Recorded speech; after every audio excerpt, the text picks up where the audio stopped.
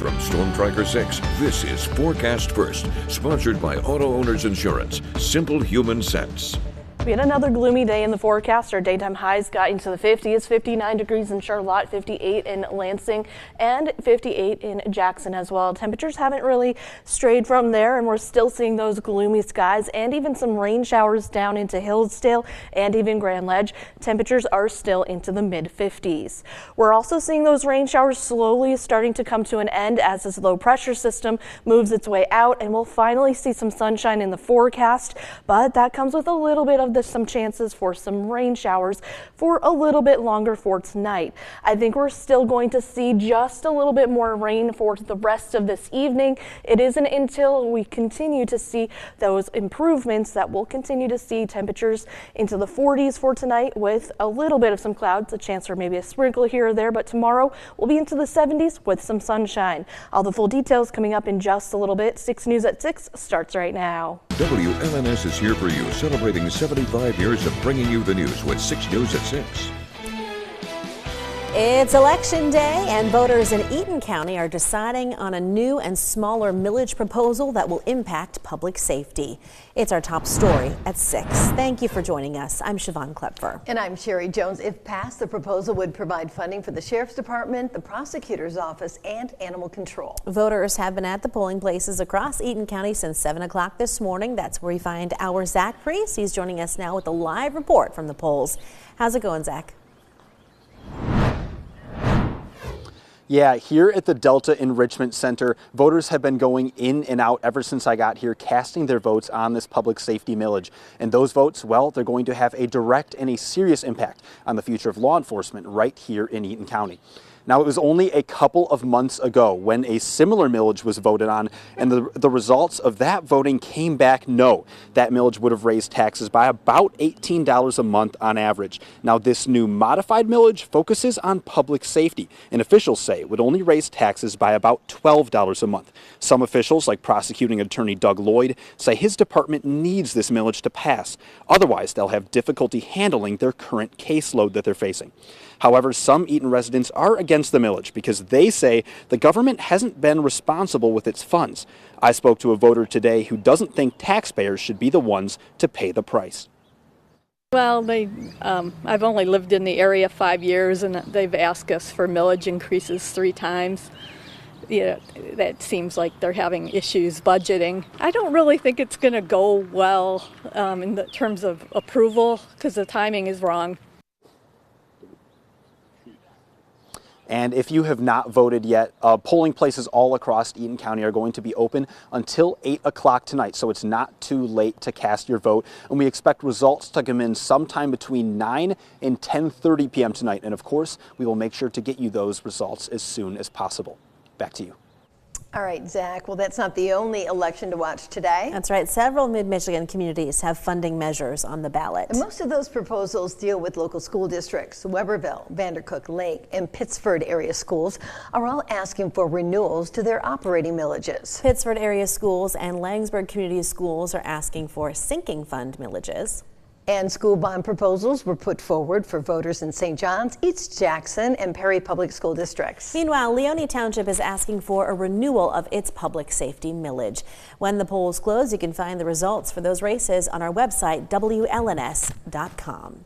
Staying with politics, the presidential election was 6 months ago today, and at that time, Donald Trump won the majority vote here in Michigan. But new statewide polling data from Epic MRA shows some key groups of voters who once supported Donald Trump have now turned on the president. Tim Skubic is here for you now with those numbers. Donald Trump won the popular vote in Michigan last November. The hopes were high among his supporters that he would fulfill their wishes. Well, if pollster Bernie Porn's data is correct. So in a battleground state like Michigan, he is doing very poorly at this juncture, although he does have support among Republicans. No defections among his most ardent supporters, but independent voters who did support him back then are defecting now. Did very well among independent voters, and independents have based on this survey, turned on him. Another key component of Mr. Trump's victory were young men. Younger men are leaving him. Older men are sticking with him. And non-college educated men are are sticking with him as well. In the race, the Democrats failed to convince enough voters that they could fix the economy.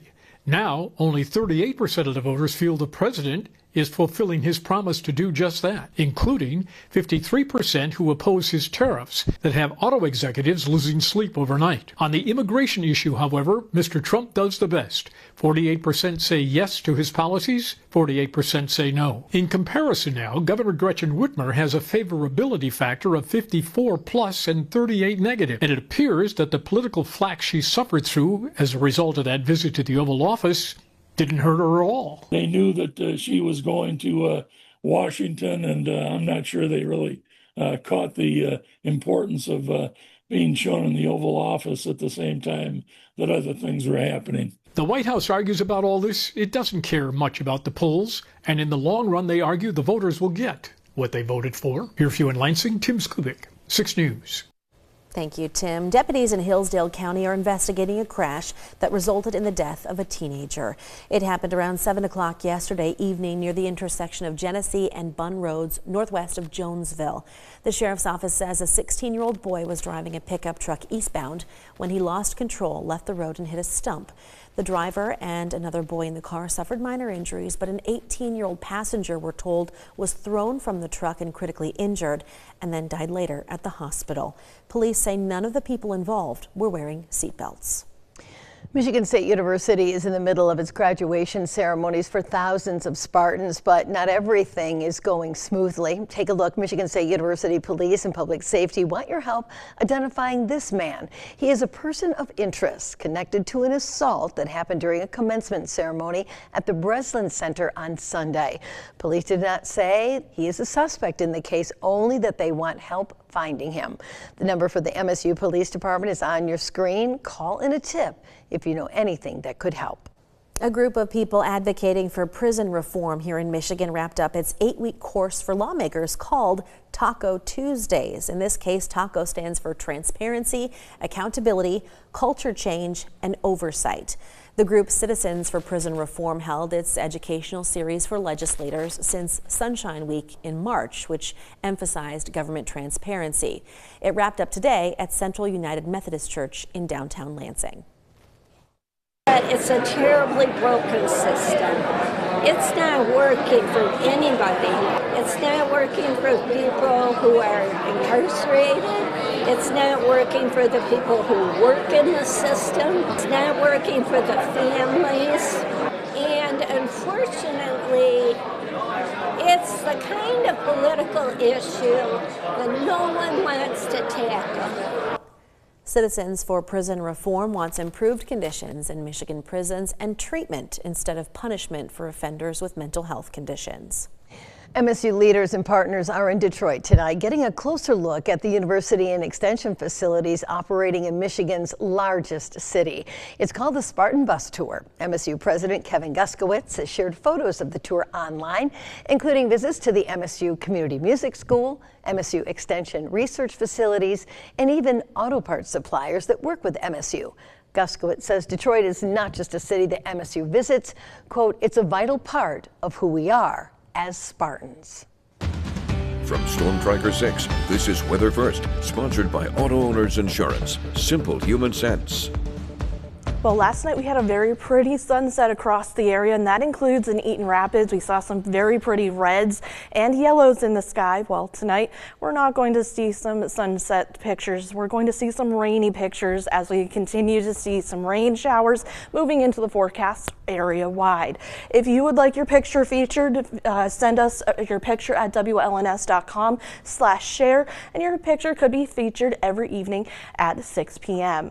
Now, taking a look outside, we're seeing those raindrops on our Capitol Cam. Temperatures today into the 50s, 58 degrees at our low this morning, 51 degrees. And we almost saw about an inch of rainfall since midnight. Rain showers are continuing down into Grand Ledge, 58 degrees right now with a high of 58 as well, and a low of about 51 degrees. Jackson, you're seeing just some gloomy looking clouds, 58 degrees as well. You've seen about almost an inch and a half of rain since midnight, and even down into Hillsdale, you're still still seeing those rain showers moving in, and we're going to still add some rainfall totals to the rain gauge. Temperatures right now 56 degrees after a high of about 58 degrees. Satellite radar showing those widespread rain showers coming to an end. We're just going to continue to see maybe just a little bit of some drizzle across the area for the rest of the night and into the day tomorrow, but we'll eventually see this come to an end. Zooming out, we're going to continue to see this low pressure system pull to the east, and as it does, we do have some very nice weather in the forecast for the next couple of days. We just have to get through what we have right now. Over the next couple of hours, we'll continue to see maybe a little bit of some drizzle. Then as we head into the day tomorrow, we'll start the day with maybe some clouds and some fog after those rain showers move out, and even some sunshine once we see those temperatures start to warm up. Now, as we head into Wednesday night, a cold front will move through and we could see another round of showers and maybe even a rumble of thunder, but I think we're still going to see just cloudy skies for the rest of Wednesday night and into Thursday morning. For tonight, temperatures are going to be back into the 50s, 40s, 49 degrees. Could see a few 50-degree readings with partly cloudy skies. Rain showers coming to an end as well. Then as we head into Wednesday, again, we start with the chance for some fog, maybe some sunshine by noontime, but then after noontime, our temperatures are going to be into the 70s and those clouds are going to increase. But once that cold front passes, our temperatures are going to start to drop. Take a look at our temperatures for Thursday, 59 degrees, but after that we'll be back into the 70s and yes, even into the 80s as we head into the weekend and even into the week after next. So we're going to be replacing those rain jackets with some sunglasses as we head into the end of the week and even into Mother's Day, and for the week after next, sunshine and warm temperatures continue in the forecast as well. I always like to see the temperature trend so we can see where we're headed. Yeah, honestly, and it's I all do too. good. All right. Thanks, Kelsey.